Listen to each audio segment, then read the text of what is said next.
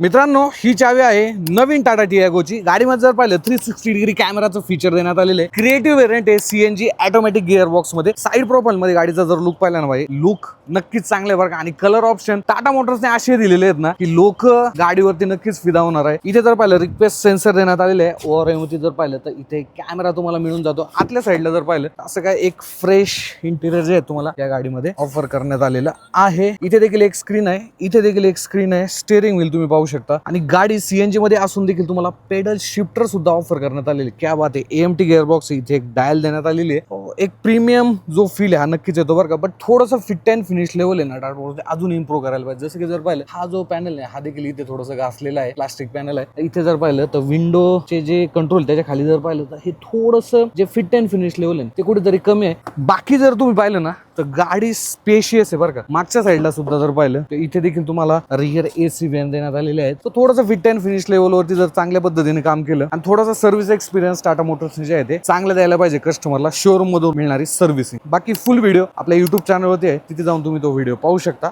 धन्यवाद।